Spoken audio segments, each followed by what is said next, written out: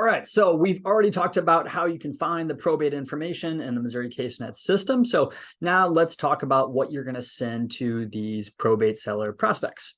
Obviously, we'd love to have their cell phone numbers, their email addresses. You can get to them directly, but let's just assume all you've got for now is names and mailing addresses. As with any other real estate marketing, you want to make sure that the content you send them accomplishes these three things. One, you want to make sure that it's eye-catching, it stands out. Two, you want to make sure that it's intriguing, generates some interest. And three, you want to make sure it's offering some value. So let's talk about first what you're going to send them. You have to assume that you're not going to be the only person sending them stuff. Last time I had a probate listing, the personal representative of the estate gave me a bundle of mail that he received all about the property. So mail from other agents, mail from real estate investors, mail from estate sale businesses. And that's just the mail that he got about the property. That's not including all the other mail that was forwarded to him from the deceased mailing address. So if you're going to be sending things in an envelope, my suggestion would be to send it in a brightly colored envelope so that way it stands out. Your regular white business envelopes are not going to stand out. So one thing we do here in my office for some of our mailings is we use bright yellow envelopes. Could be bright yellow, could be bright pink, whatever. Just want to make sure that it is bright and it stands out. Also, another tip is don't type the address, don't put labels on the envelope because that looks like business mail and they may not even open it. It may just go straight in the trash. So another option would be to create some full color front and back professionally made postcards. The advantage of this strategy is one, even if someone takes that out of the mail stack and they throw it straight in the trash, they're at least glancing at it before they throw it in the trash. If you are sending things in an envelope, you got to rely on them to open the envelope to get your message.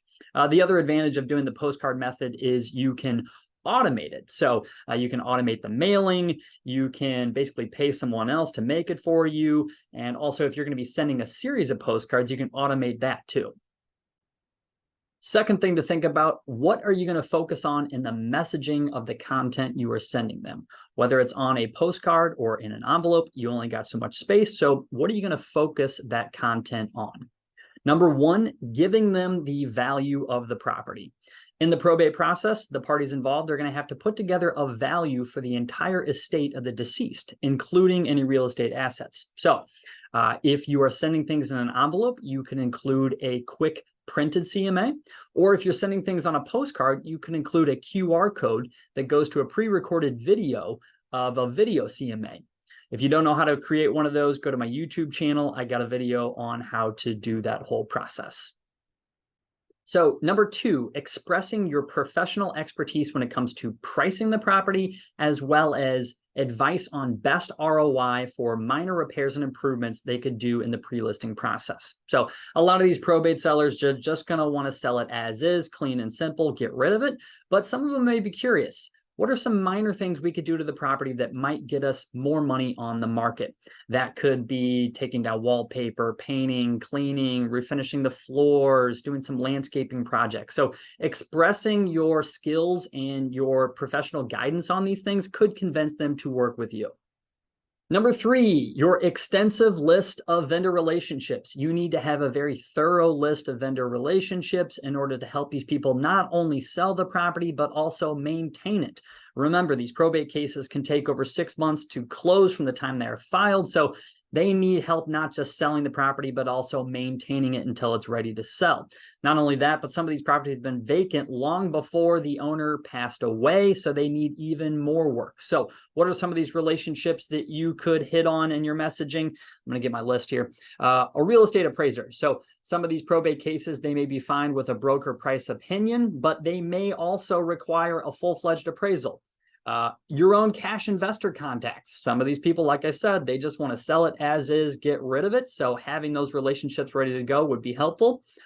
Could be a personal property or an antiques appraiser. Maybe the deceased had some valuables. They've got some unique antiques and they need appraisal on those things. Estate sale professionals, or maybe even an estate buyout contact. So maybe they don't want to deal with an estate sale. Maybe they just want to have everything bought out all at once. Junk removal. professional movers, lawn care, not just lawn care, but maybe some more heavy duty landscaping services.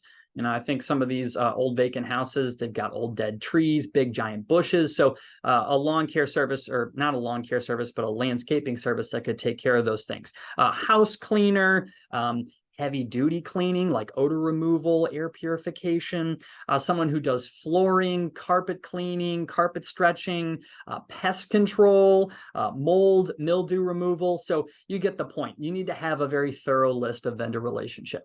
Last thing you need to think about is how many mailings will you have as part of your prospecting system. Just like with any other real estate marketing, you can't assume that the first thing you send them is going to get you results. You need to have a system that incorporates multiple drips over time. So if you're doing postcards, switch up the postcard. Again, if it looks different, at least they'll give it a glance before they throw it in the trash. If you're sending things in envelopes, if you send something in bright yellow the first time around, maybe switch it up and send something bright pink the second time around. So those are the basics that you need to know for probate prospecting mailings. Let me know in the comments if there's any other things that you think you would throw into your vendor list or incorporate as part of your mailing system. I'd love to hear your feedback. Also, if you start doing this system and you have success, shoot me a message. I would love to hear about it, and good luck.